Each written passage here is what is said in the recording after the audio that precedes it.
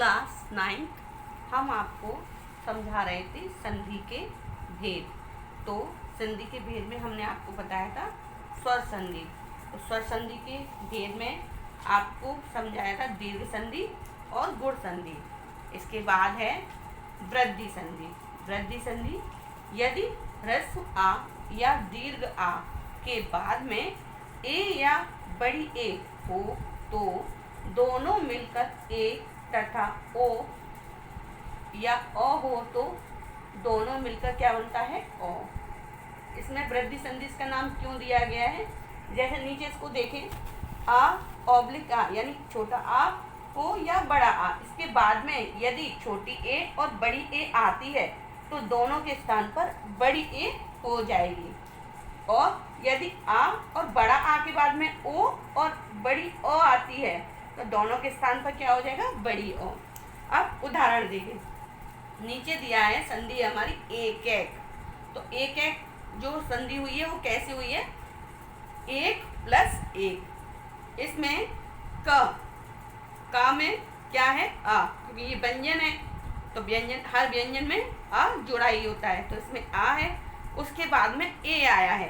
तो जैसा कर ऊपर दिया हुआ है, अगर आ और बड़े आ के बाद में ए आती है तो दोनों मिलकर क्या हो जाएगी, बड़ी ए। तो यहाँ पर ए आई है, इसलिए का के ऊपर जो मात्राएं लगी हैं बड़ी ए की लगी है। तो यहाँ हमारी संधि होने के बाद शब्द बनता है एक एक। अब उसके बाद नीचे मत एक के, तो मत प्लस एक के।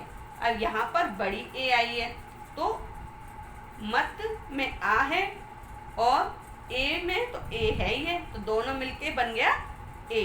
तो इसलिए ता पे जो बड़ी ए की मात्रा लगी है इसी कारण लगी है कि यहाँ पर आ और बड़ी ए मिलकर बनी है बड़ी ए, और बड़ी ए की मात्रा में दो मात्राएं लगती हैं।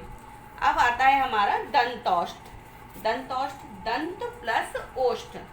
तो यहाँ पर ता में आ है और ओ तो है ही है, तो छोटा आ छोटी ओ आए या बड़ी ओ आए उसके बाद में वो क्या हो जाती है, बड़ी ओ। तो यहाँ पर बड़ी ओ है तो संधि हो गई हमारी दंतौष्ठ। ऐसे ही नीचे दे रखा है महौषधि यानी महा प्लस औषधि। अब इसमें आ है बड़ा आ और प्लस बड़ी ओ, तो क्या हो जाएगा, बड़ी ओ। तो यहाँ पर संधि हो गई हमारी महौषधि। अब अगली संधि है हमारी यण संधि। यदि ई उ और री के बाद कोई भिन्न स्वर, भिन्न का मतलब इनसे अलग, इनके जैसा ना होकर इनसे भिन्न आए तो ई का तो या हो जाता है, उ और बड़े ऊ के स्थान पर वा हो जाता है, री का रा हो जाता है। अब उदाहरण है नीचे, गति प्लस अवरोध। अब यहाँ पर देखो, गति में ता पे छोटी की मात्रा लगी है तो ई हो गया, और आ में तो आ है ही है, तो ऊपर दिया है जैसा कि ई के स्थान पर क्या हो जाता है, या। तो यहाँ पर संधि हो गई। अब जब हमारा ता में से ई की मात्रा हट गई तो वो आधा रह गया और ई का क्या बन गया, या। तो यहाँ पर हमारी संधि हो जाती है गत्यवरोध। अब नीचे है अभ्युदय, तो अभि प्लस उदय, ये भी उसी प्रकार है। अभी में ई की मात्रा है और बाद में भिन्न स्वर आया है ई से अलग उ, तो यहाँ पर भिन्न स्वर आने के कारण ई क्या बन जाता है, या में बदल जाता है। तो यहाँ पर जब भा में से ई निकल गया तो वो आधा रह गया और ई के स्थान पर या हो गया, तो संधि हो गई हमारी अभ्युदय। ऐसे ही सु प्लस आगत, तो स्वागत। तो सा में ऊ और आ में आगत, ऊ से भिन्न स्वर है तो ऊ का क्या हो जाएगा, वा। तो सु स्वागत, संधि हो गई हमारी स्वागत। अब ऐसे ही पित्राज्ञा, यहाँ पर री आया है, त्रा में री की मात्रा है तो री आज्ञा। अब जैसा कि जानते हैं सब कि त्रा शब्द हमारा ता प्लस रा मिलकर, तो री के स्थान पर तो रा हो गया और ता तो आधा रह गया, तो इसलिए ता और रा मिलकर त्रा हो गया। तो यहाँ पर पित्राज्ञा संधि बन जाती है। अब आ जाता है हमारा अयादि संधि। अयादि संधि का नियम है, यदि ए ओ औ के बाद में कोई भी भिन्न स्वर आता है तो ए का अय, ए का आय, ओ का अब और ओ का आव हो जाता है। जिनके उदाहरण दिया हुआ है, जैसे ने प्लस अन, संधि हो गई हमारी नयन। ये कैसे हुआ? अब ना पे किसकी मात्रा लगी है? ए की, और अन, तो ए आया है इसलिए ए का क्या हो गया? आय। आय हो गया तो ने में से ए हट गया, ए का हमारा आय हो गया।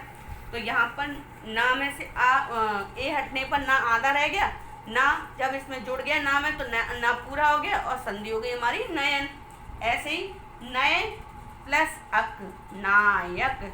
अब यहाँ पर बड़ी ए है तो बड़ी ए है और बड़ी ए का क्या हो जाएगा? आय, तो नायक। यहाँ पर उसी प्रकार से इसमें भी संधि हो जाएगी। नीचे दे रखी है पौ प्लस इत्र, पवित्र।